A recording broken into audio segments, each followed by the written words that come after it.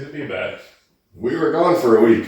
Somebody went on vacation. I did, and then I went right from vacation back into the soup. Yeah, and I'm too dumb to set said camera up and press play and yap at it, and then turn it off and then edit it. Yeah, you probably do the vertical aspect ratio. So you'd be like, would it make me skinnier? No. Oh, you'd probably be holding it right here. Basically, look a little wider. Oh, make me look fatter. Fuck that. I don't need that. Like that. So what are we looking at today? So I'm going to try not to sniffle and cough. That's my goal today. But it had no effect. I just fucking did it, which is why I just said so maybe my body will work itself out. So we've been seeing more of this. So I saw it on the interwebs. Short Barrel's a company out of Georgia. I think Atlanta, to be specific. I could be wrong. I believe that's what the label says. Yeah, I think it's Atlanta. So they're an NDP, so they're a non-distilling producer, which means that they source their whiskey from other places. Specifically, they source it from Indiana and Kentucky. Mm-hmm. So Indiana, we can guess, is MGP. Kentucky, that opens the door up, but I mean, if I had to guess, Bart, because I had a sip earlier in the week. I would guess Bardstown, Green River, something like that. Those are the two main ones. Well, I mean, you can source from 1792, Barton 1792. Mm-hmm. There's a few places. If you really wanted to get into the weeds, you could probably find out because Short Barrel, nice enough, they list the mash bills of the barrels that they use in their blend. So if you were super nerdy, you could look up the mash bills and see which distilleries make said mash bills and try to whittle it down from there. But we've seen around here in Central Texas, we've seen for the last, month or two, probably? Yeah, months. We've seen some of their normal offerings, the low proof stuff, and I always pass on it because it was just low proof. Yeah, I'm a little bit of a proof snob. But when I saw this is their, this is actually like a Texas TX2 batch. Mm-hmm. So it was made for the state of Texas. Straight bourbon. Which is also a thing, if you don't live in Texas, there's like Texas state picks here. I don't think any other state does that. Yeah, they may, but that's a common thing in Texas where they'll make something for the state and then they'll just distribute it throughout the state. Which I think is because of the liquor laws here. Maybe. I don't know. So this is their double oak series, straight bourbon whiskey finished in toasted oak barrels, coming in at a very respectful 117.6 proof. It's rare to see a finished whiskey at high proof like that. Yeah, so higher proof double oak whiskeys or finished bourbons, there's not a lot. I think the Peerless is 110, 118 proof, something like that. Actually, the Peerless bourbon that you got is 108. 108, okay. Yeah, but most finished bourbons or toasted barrel bourbons, or like this one's that's double oak, they tend to come in a little bit lighter. So think of like a Woodford double oak, Old Forester 1910, the Elijah Craig toasted comes in at 94 proof. It does. So I think up until this one, the Peerless double oak was the highest proofed, quote unquote finished bourbon that we own. This is cool because, like you said earlier, they give you a ton of information. So this is Kelvin barrels. I don't know what that means. What are Kelvin barrels? So basically, Kelvin is a family-owned barrel-making company. Oh. So they're still using new white oak, like everybody does, but they take pride in, with the Kelvins at least, with extra aging. So if you don't know, when you cut down a tree and you make wood staves out of said oak tree, there's something called just basically, it's not aging, but it's, you let it mature, right? So basically what you do is you take said whiskey barrel staves and leave them out in the fucking sun. You just leave them outside for X amount of time. Raw. That was glamorous as letting that tobacco leaf age. Pretty much. So it's the same idea. So when you buy whiskey barrels, you can kind of choose, at least with most companies, you can choose how long you want them to age outside for. And then after they're aged, then they bring them in, assemble them. And then with the Kelvins, you can do it with all of them. The Kelvins are real, you can really specialize what you want to do as far as the toast levels, char levels. Oh, so they're very artisanal. That's a good word. Artisanal is a good word. So not everybody uses Kelvin barrels. I imagine they charge a pretty penny because they're expensive, right? But a lot of the higher end bourbons that people look for, if they see that they're finished in Kelvin barrels, they're like, oh, we're getting that. So, but yeah, so they source their whiskey. They do a lot of interesting stuff too. So they when I first saw them come on the scene, they had a bourbon finished in honey barrels. So it was called like the Bee's Knees or something was the name of the bottle. Right. So that's what got my attention. I'm like, because I'd heard people barrel aging stuff in used honey barrels, but you just don't see a lot of it. And their stuff was all over Instagram. And so I was like, okay, so then I knew who they were. And then here, like I said, within the last few months, started seeing some of their regular also goes offerings. Also goes to show our bias, you could call it. We were very traditional with whiskey. I mean, you and I, we don't really try a lot of the really odd flavor offerings. Like, I've never had the honeydew from Garrison Brothers. Yeah, because that just a lot of that stuff is additives. Mm-hmm. So a lot of it's additives. So they add stuff to it. In our experience, also, and this could be down to our palates, like with maple syrup finishing, for example. Oftentimes we find maple syrup barrels are really hard. Right, we did it with the Havana because that was the store pick, because that was one of the better blendings of two really difficult finishes, rum finishes and was it maple syrup barrel finishes. Or like that Jefferson at sea cask we've never been hot on. Yeah, the double oak. Yeah, it's hit or miss. I guess for me, like when I see a new bottle that I haven't seen before, or I had seen short barrel before, but online, but then when in our locals, when you just see the regular offerings and they're coming in at 90-ish proof, to me that as a bourbon dork, that's not enough to pique my interest, right? Mm-hmm. So I've seen them, I pass by them every week. Saw this was at the local, and I'm like, double oak, solid, 117 proof or whatever it is, like. Whereas for a beginner, it may be better to, if you see, like with Connecticut wrappers on cigars. For those that don't know, the Connecticut wrapper on a cigar is about as light as you can get. That's the light one. Yeah, it's very easy on the palate to start with. Mm-hmm. So if you're just starting out, like, you're probably not gonna want to pick up something like this. You may want to try short barrels, other offerings, just because your palate's not at the spot where 117 proof even sounds reasonable. And so I would say this as well, because I had this conversation plenty of times at the store.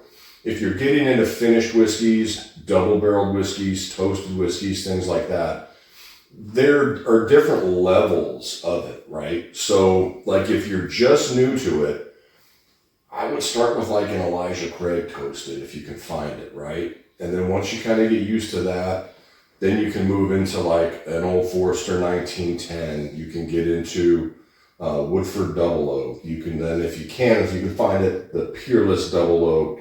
And then if you can find this, grab it. And then if you're not ready for it, just sit on it. So I suppose spoilers, you like this beer? It's really awesome. Yeah. Yeah, this is fat kid whiskey to me. Ooh, very sweet. Very pleasant. Yeah. FKF, fat kid friendly. Fat kid friendly, kind of marshmallowy. It's definitely oaky. Very thick. Right, yeah, but it's got that nice oakiness to it. Mm-hmm. That's always saying. It's got those toasted bits.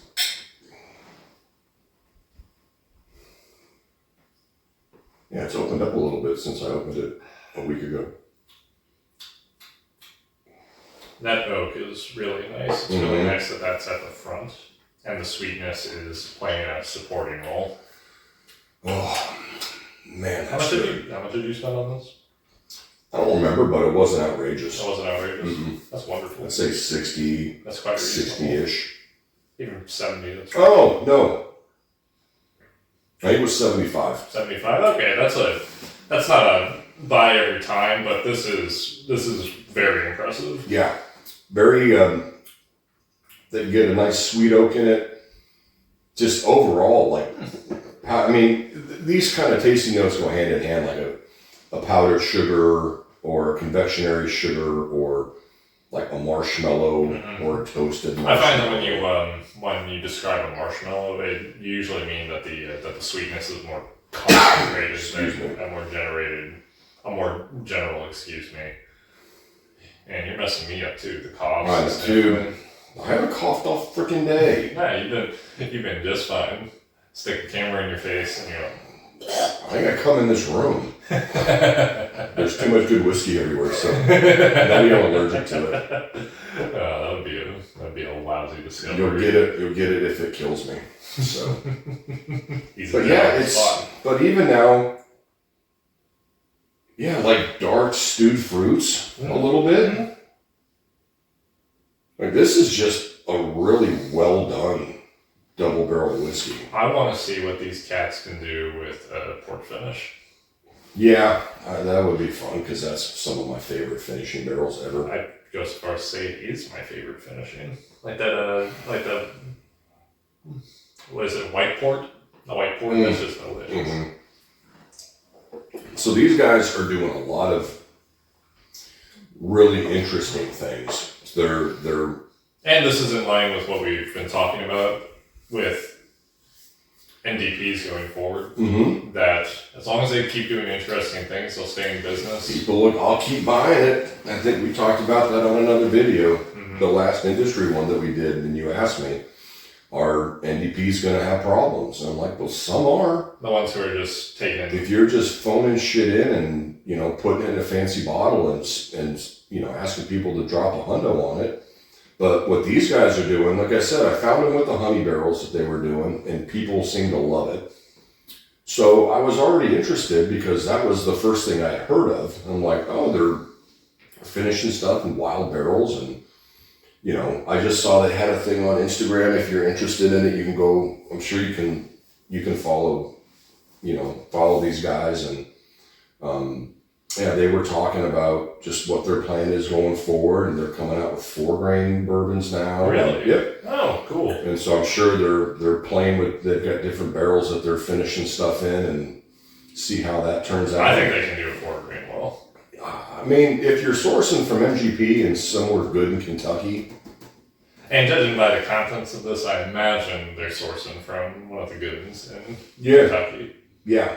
Yeah, because it's not nutty at all, so I wouldn't think it's like Barton or something like that, right? But the blenders that they got, like this is fantastic for the first bottle that we've ever owned. Very impressed. I would put them up in the same category as like Smoke Wagon.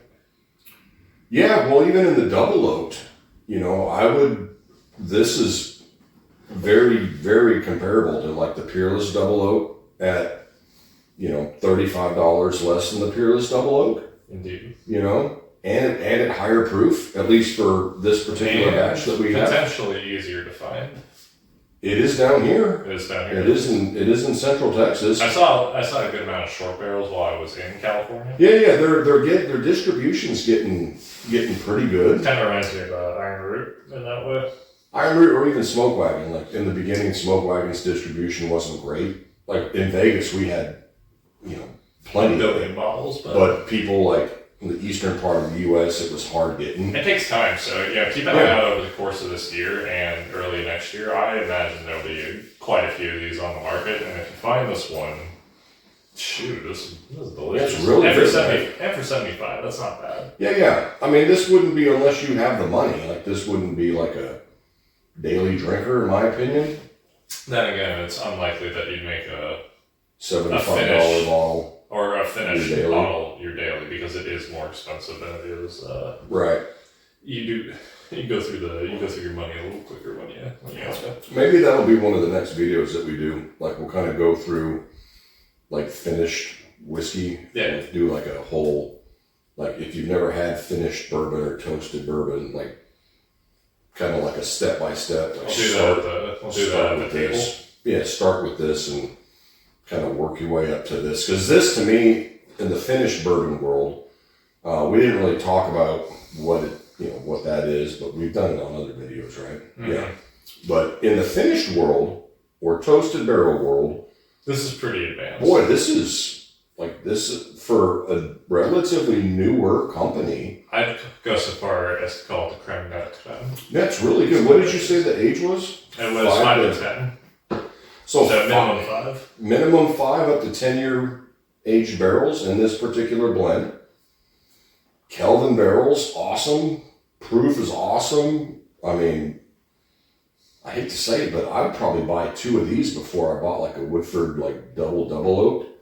Those are like $150 a bottle. That would be buying 2 of these, and they're low proof. Oh yeah, because Woodford proofs everything down. Yeah. That would be the smarter play to buy 2 of these.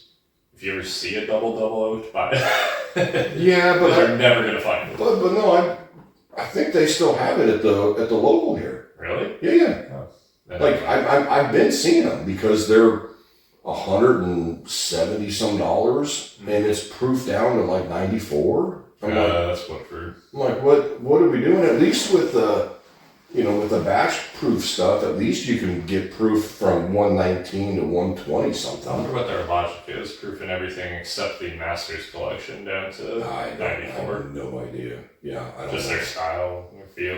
Yeah, well, when you land on a number, like all the Woodford stuff, unless you get like store picks or special bottles, they're all 94 proof. That's just what they do. I don't know. Maybe they think that's the magic number because it's not offensive to, people getting into that particular style of whiskey or whatever. You mean? Right. Who are intimidated by 100. Yeah, but I mean, if you're used to, we all had to start there. At some point, we're all drinking 80 proof, right? But this is phenomenal. I can't wait to see A, what they do next, and B, the distribution of it, because I saw the 2, standard offering bottles for a couple of months, and then just in there a week ago, I saw this sitting on the shelf, and I'm like, oh shit, I'm definitely buying that. And that's your first sip of it. My second sip of it. Delicious. Keep doing what you're doing, and we'll keep buying it. Please do a port finish, please. I beg you. Yeah, if you could do white port, please. that'd be awesome.